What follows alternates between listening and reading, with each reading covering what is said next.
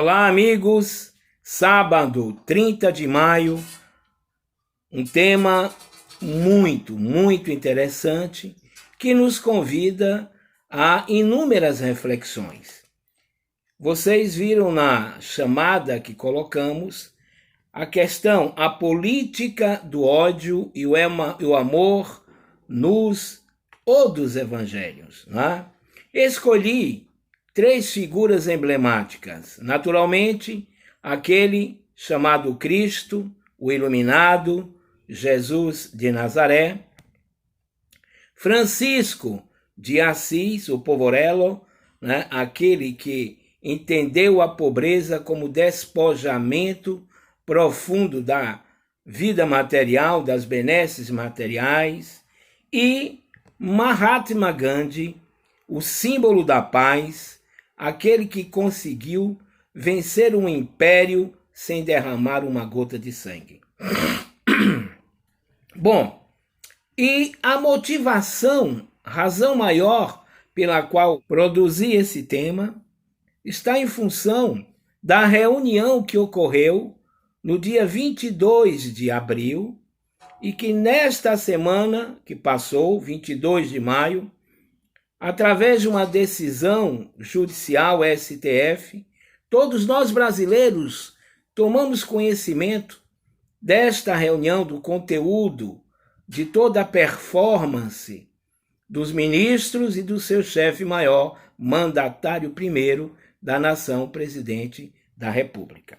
Então, quando coloquei a questão do ódio, é exatamente para corresponder à média dos sentimentos percebidos nesta reunião. Mas ficamos com uma interrogação imensa em função dos discursos desse governo. Discursos que colocam a sua emblemática em torno do slogan Brasil acima de tudo, Deus acima de todos. Esse fervor religioso não coaduna com a realidade que esta reunião demonstrou. Se assim o fora, né, a figura do Cristo, a figura de Francisco, né, chamado Francisco de Assis, São Francisco, e Mohandas Gandhi, Mahatma Gandhi, estariam muito próximos, né, de todo o discurso, das falas, das ideias que tramitariam naquela reunião. Vamos lá. Primeiro vamos fazer um paralelo, né, lembrando de Maria de Magdala. No Evangelho, Maria de Magdala, Mateus, por exemplo, cita Maria de Magdala, né, e todos nós temos hoje como alguém muito especial, né, uma mulher que percebeu na figura do Cristo alguém tão importante, né, que impactou a sua vida, a vida dela. Né? Com a morte de Jesus, ela é a primeira no túmulo, local que deveria estar o corpo, né, a encontrar Jesus não deitado, não morto. Corre para avisar aos outros que não acreditam nas suas afirmativas. Então dizem que o mestre Galileu apareceu para esta mulher, tendo aí a Maria de Magdala toda uma preferência, né, adjetivação de qualificação maior. Muito bem, vamos imaginar que a ministra, né, da família, mulher, família e direitos humanos, a senhora Damares, pastora, né, possa ser não comparada a Maria de Magdala, mas uma equivalente, né? Já que ela afirma ter visto a figura magnânima de Jesus, né, em uma goiabeira.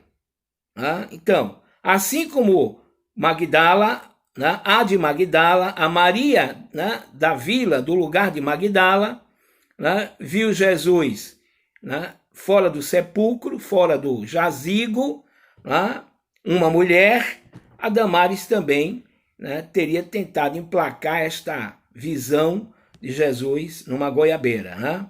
Muito bem. É uma referência muito forte. Mas a Maria de Magdala foi alguém que, ao longo de todos os evangelhos, em um processo, você vai percebendo inúmeras modificações. Há toda uma polêmica, né? Teria sido ela uma prostituta, uma ex-prostituta, uma dama, né, de companhia, uma mulher rica, enfim. Né? Embora não haja conteúdos, né, históricos, fatos, né, para comprovar, o fato é que Magdala modificou, Maria, né, de Magdala, Maria modificou-se ao longo da trajetória, impactada, né, pela figura imorredora de Jesus.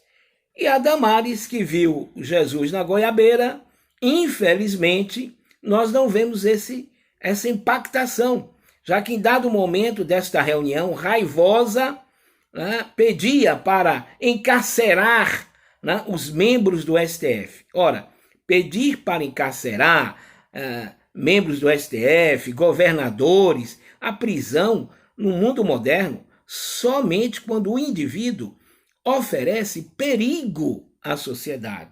É de tal porte, insuporte, né?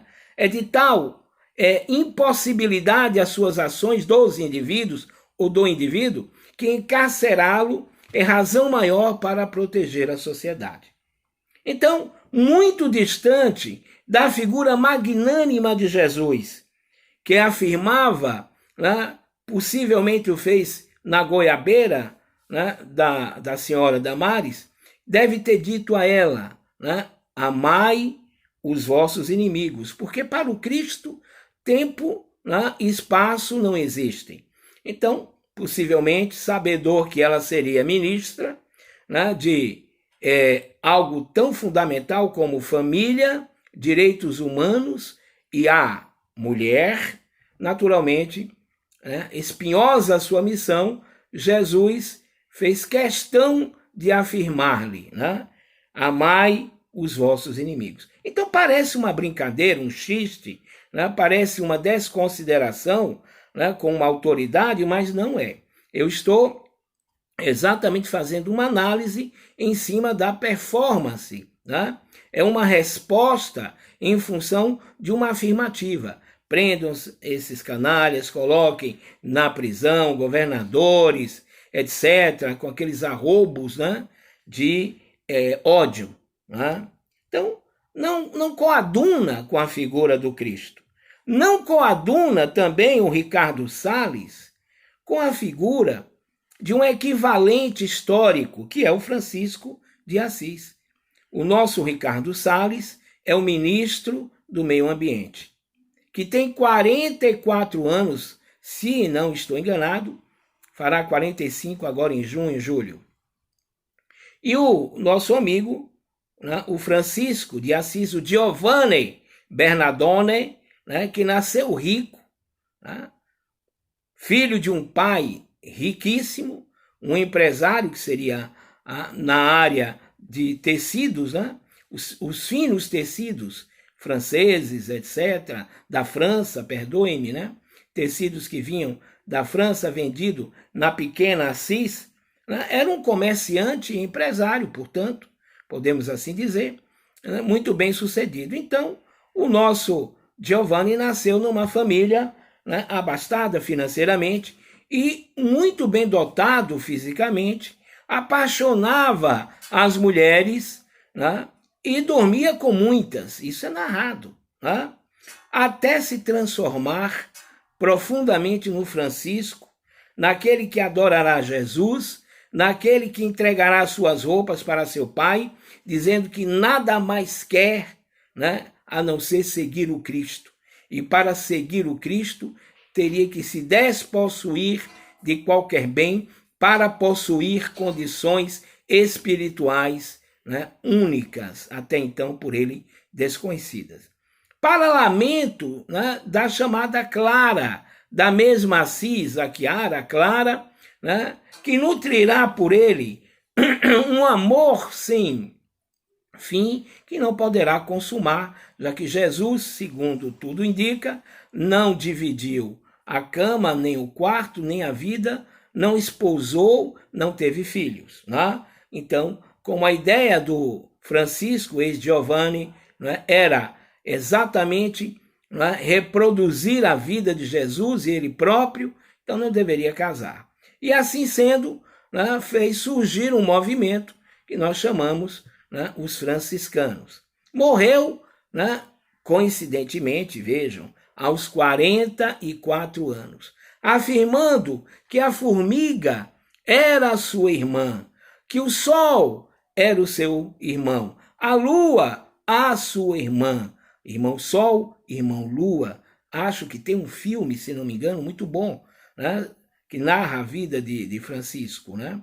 Então, foi recebido pelo Papa à época, o Papa ficou impactado, mas naturalmente houve uma pressão muito grande, porque não estava na ideia, à época da igreja, de abrir mão de propriedades como terra. Né? Então, a missão, né, a escolha do Francisco era uma escolha, né, pela pobreza material, né, para uma riqueza espiritual, né, difícil de ser seguida, de ter seguidores, de fazer seguidores. Né?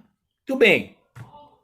O Ricardo Salles, né, não é obrigado a ser um franciscano, mas o meio ambiente tem em Francisco de Assis uma espécie de patrono, né? Exatamente pelo seu envolvimento com a fauna e com a flora. E há uma oração, não foi produzida por ele, mas o homenageia, né, em que trechos desta oração, que virou canção através da voz de Fagner, né, diz o seguinte: Senhor, permita-me que possa amar mais do que ser amado. Né? Enquanto Jesus, lá atrás, dizia, amai os vossos inimigos, Francisco de Assis, que ficou entusiasmado com o evangelho, que ficou apaixonado, né, pela singularidade do Cristo, pela sua proposta de pacificação do mundo, a partir da pacificação do mundo interior do indivíduo, né, exatamente bem retratado, muito bem retratado neste poema, que virou canção no Brasil com Fagner, né, muito bonita, por sinal, homenageando, vem de clérigos, né, né, e, enfim, nós cantamos, né? Ó mestre, fazei com que eu ame mais do que queira ser amado, né? Compreender do que ser compreendido. Isso a gente diz a quem? Ao Ricardo Salles, para que ele compreenda as condições da Amazônia dadas e que devem ser melhoradas, né? A luta pela grilhagem, né? As inúmeras incursões em terras indígenas, né? Um mapeamento feito ultimamente para destruir a Amazônia com consequências, né, que a gente não tem ainda uma certeza. Né? As várias queimadas que inviabilizam qualquer política de meio ambiente decente. O Ricardo Salles é esse responsável pela política de meio ambiente, né, e nem um pouco se parece com o patrono, né, do meio ambiente, assim nós o queremos, né, o Francisco, aquele que tomou para si, né, a visão de mundo a partir de uma Gaia. Né? O planeta, né, Gaia significa uma concepção de terra como, né, humano não, mas como um ser. Né? Gaia quer dizer ser, tratar a terra não como uma geóide, não como algo, e sim como um ser. Né? Muito bem. E aí, naturalmente, avançamos para a figura magnânima de Mahatma Gandhi. Né? Ora, Gandhi está distante de Jesus em termos de tempo histórico, né? Século XIX. Está afastado de Francisco de Assis. Francisco de Assis viveu em Assis, o Giovanni, o Francisco, convertido, né, no século XII e XIII. Gandhi, que inicia sua vida no século XIX, né, mas entra para a história em função de toda uma série de ações no século XX. Gandhi que nasceu numa família na Índia, numa família que possibilitou a ele a ida para a Inglaterra, para fazer, naturalmente, o curso de Direito, para ser jurisconsulto, para ser advogado. Muito rapidamente, o Mohandas Gandhi, Karamchand Gandhi, acabou, depois do curso, conseguindo estagiar e se colocar em um escritório muito requisitado na Inglaterra. E em um dado momento da história, já do advogado, ele parte para a África do Sul a serviço deste escritório. E na África do Sul, Gandhi irá viver uma série de modificações espirituais, modificações que serão causadas pela opressão, pelo ódio que ele vai vivenciar, particularmente a ele, quando em trânsito em um trem. Isso vocês já conhecem de um filme maravilhoso, Gandhi, um filme da década de 80, impactante, onde o ator e a figura real se confundem na semelhança física, nos dotes físicos. Gandhi era muito pequenininho, muito extraordinário na sua magnânima visualização e num carisma muito particular que o ator também tinha, que o interpretou. Muito bem. Depois de revolucionar na África do Sul, lutar de alguma sorte contra a Inglaterra, já que a África do Sul, à época, estava sob o domínio colonial inglês, sob as botas da Inglaterra, da coroa inglesa, Gandhi conseguiu fazer com que o governo inglês abrisse mão de passes, de situações de reserva, de locais reservados aos chamados islâmicos, considerados estrangeiros na sua própria terra, já que na África do Sul era muito grande o número de muçulmanos, de adeptos do islamismo, e naturalmente os ingleses, que eram protestantes, impunham não somente a religião, mas também uma divisão física e geográfica, fazendo com que determinados brancos existissem áreas privilegiadas e os negros existissem em determinadas áreas despossuídas de todas as condições materiais de existência, em que negros não poderiam habitar a não ser para trabalho e sequer frequentar escolas, locais de saúde, enfim. O espaço em que o branco viveria, o negro só poderia habitar se fosse para servi-lo em termos de trabalho. Muito bem. Gandhi, através de sua greve de fome, através da sua satyagraha, que vai começar, que a gente conhece como não resistência ao ódio, a chamada resistência não violenta, que tem como base a desobediência civil de Thoreau, e o amor acima de tudo. Amor este que Gandhi conseguiu pensar particularmente no chamado Evangelho, quando ele nos conclama a ter uma atenção sobre a questão do Sermão da Montanha. Em Mateus, é também conhecido como as Bem-aventuranças. Gandhi chegou a afirmar que se todos os textos espirituais ou espiritualistas fossem destruídos e sobrassem as Bem-aventuranças ou Sermão da Montanha, nada estaria perdido. Tal era o valor que está naquele texto. Voltamos então para Damares, ela que é a ministra da mulher, da família e dos direitos humanos. Perguntando, ela como pastora, como alguém acostumada e versada na questão dos evangelhos, qual é o valor que ela dá, que ela tem para o Sermão da Montanha tem para ela.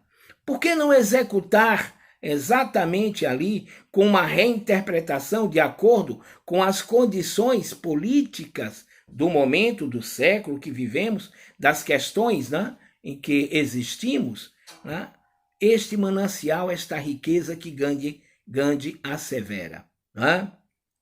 Portanto, há uma frase impactante de Gandhi: odeie o pecado. Vou repetir: odeie o pecado, ame o pecador.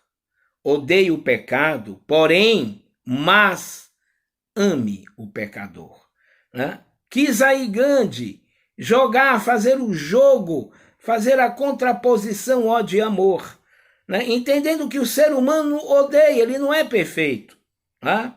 E na psicologia, ódio implica em uma reação.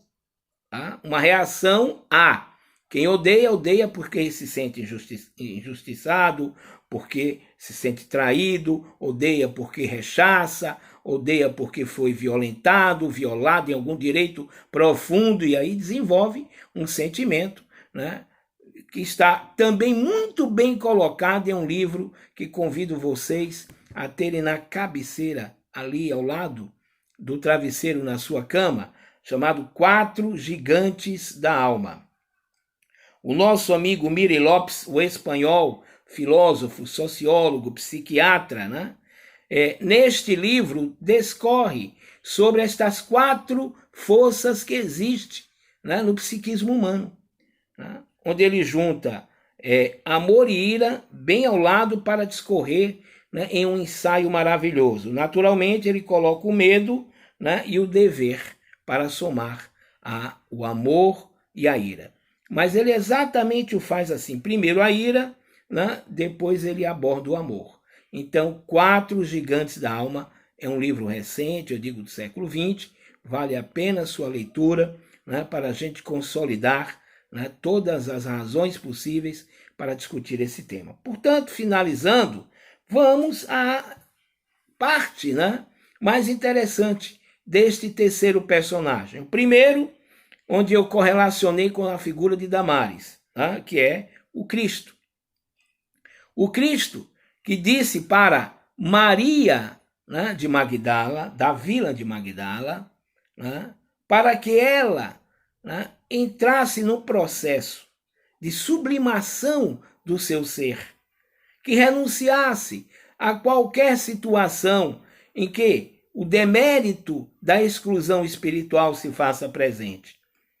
Ela que apostou todas as suas fichas, né, neste conceito de moralidade colocado amorosamente por Jesus, que o tempo todo falava, né, ser fundamental amar os inimigos, entendendo os inimigos não aqueles inimigos, né, declarados que nos querem matar, né, devolvendo com a morte. Amar nesse sentido, né, no sentido mais profundo, menos relativista também, né, do que dar a eles, né, na conta daquilo que é a medida exata, né, a sua resposta.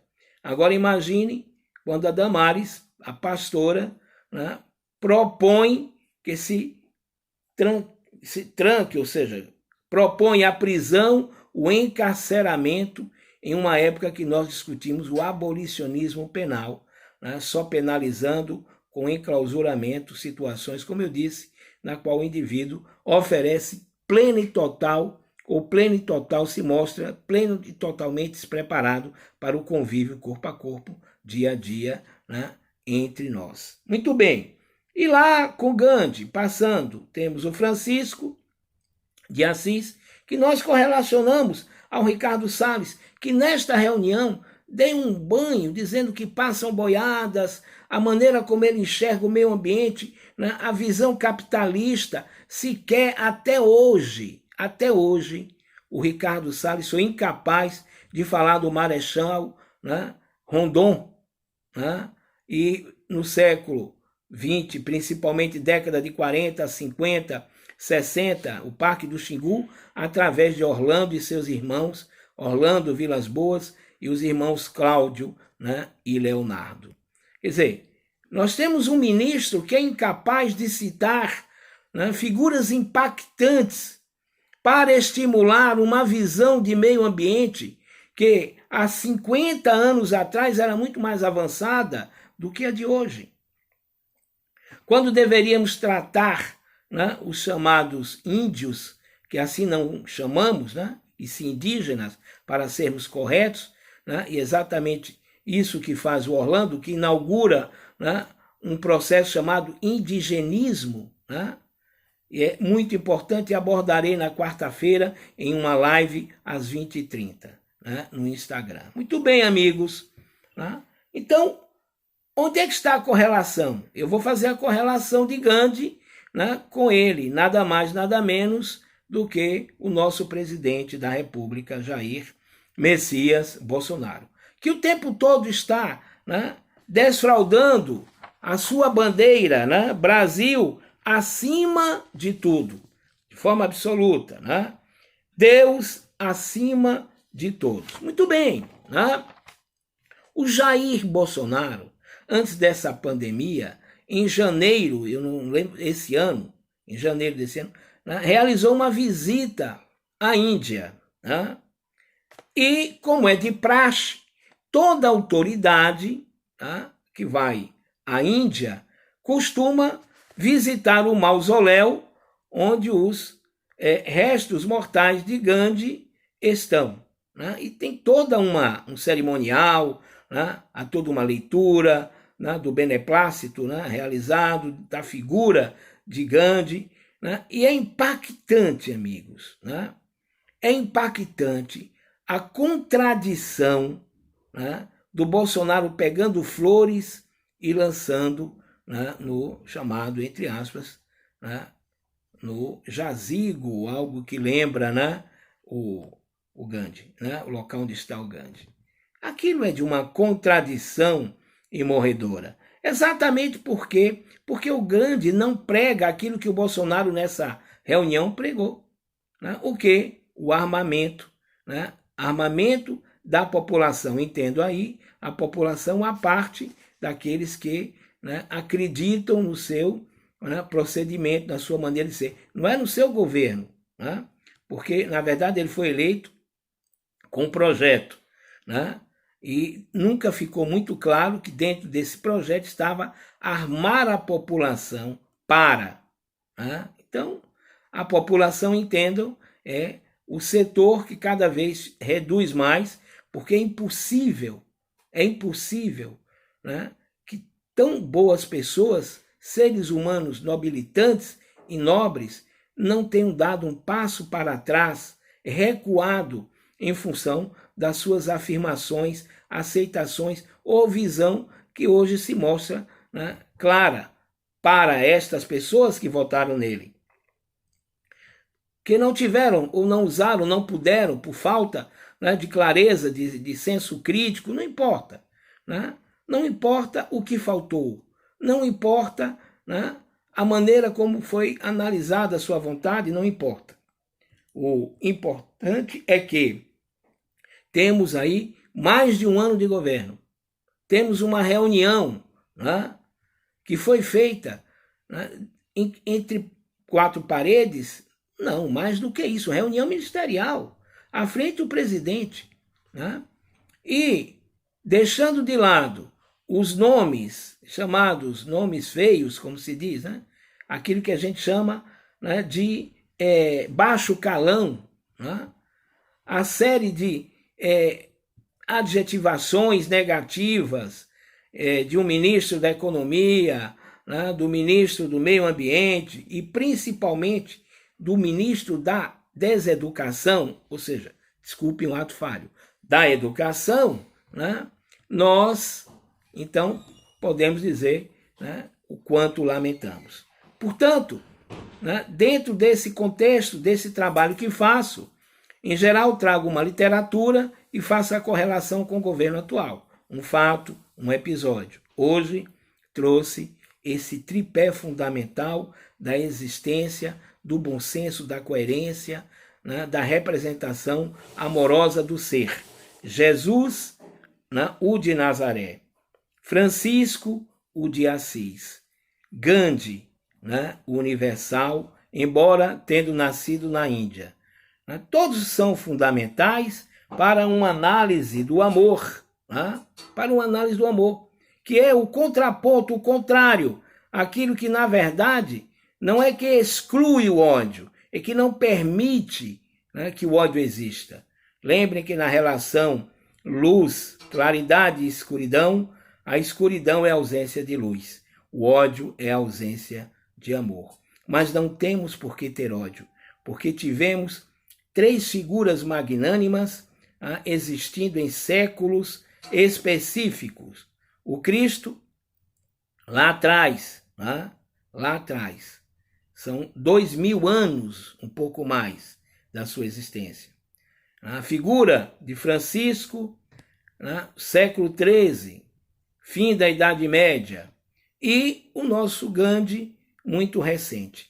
Entre Jesus e Assis, a cidade, Francisco, morador, nós temos outros tantos seres espiritualizados, mas ou que beberam na fonte do Cristo, ou que deram continuidade. Bom, entre Francisco e Gandhi, nós temos também diversas pessoas muito espiritualizadas, inspiradas no Francisco, na sua doutrina do amor, do despojamento material, de uma ascese baseada principalmente nas ações, na forma de se conduzir de forma humana e impactante, com amor em relação ao ser humano. E o Gandhi, que lutou para libertar a Índia da nação mais poderosa, praticando e clamando pelo amor o tempo inteiro. Repito, odeie o pecado, ame o pecador. Muito bem. Claro que tudo isso está, ou existe, ou tem como fonte, ou é fonte, a fonte são os evangelhos. Mas trouxe um livro, e repito, 4 Gigantes da Alma, Miri Lopes, que vale a pena ler. Para ajudá-los nessa jornada, em relação a um tema tão auspicioso, tão complexo, eu escolhi O Ódio à Democracia, de Jacques Rancière. Sociedade Sem Lei, um livro de Rubens Casara, muito bom. O Ódio como Política, uma série de artigos escritos, porém escritos por sociólogos, filósofos, pessoal da área política, que faz considerações sobre o momento que vivemos. Organizado pela Esther Solano Galego, pela editora Boitempo. E, naturalmente, as explicações detalhadas, sociológicas, da Lilian Moritz Schwartz sobre o autoritarismo brasileiro. Um livro que vai buscar nas entranhas do escravagismo, da escravidão, razões não para aceitarmos o autoritarismo dos seres, dos donos do poder, mas para entender que ele não é natural. Ele não brota, o ser não é mau, não há uma natureza má, também não há uma natureza que a gente possa considerar boa. Hannah Arendt coloca condições humanas, a condição humana como um tema, e eu produzi um artigo muito bom, que acredito que ajudou, motivou os nossos amigos a procurarem, a se interessarem por ele. Bom, é justamente do livro O Ódio como Política que pensei uma fala muito interessante do Luiz Felipe Miguel, tentando explicar qual a base de tanto ódio. Então, independente do jargão direita e esquerda, ele colocou 3 elementos, 3 categorias que podem explicar a fonte, podem ser vistas como fontes do atual desprezo pelo amor, que os elementos do governo, na sua condição ministros e presidente, tomaram como baliza para viver, né? O libertarianismo, o fundamentalismo religioso e o bolivarianismo. Estas são ideias, né? São bússolas, são orientações dessa extrema-direita que o nosso amigo Felipe Miguel discorre nesse livro, O Ódio como Política. Quero agradecer, muito obrigado, né, a Lagande, né, dizendo que sim, o amor, né, é a única forma de viver. Quando, em uma entrevista para a imprensa americana, a repórter perguntava a Gandhi, né, antes afirmava, você é o maior revolucionário do nosso tempo. Qual a melhor maneira, né? O que tem um revolucionário, o que ele deve ter para ser, né, um grande revolucionário? O que Gandhi parou, na sua forma sempre enigmática e carismática, para afirmar: amor, amor, amor. Muito obrigado. Até quarta-feira com nossa live, né, a respeito, né, dos genocídios dos índios brasileiros, a respeito da família Vilas Boas. Bom fim de semana.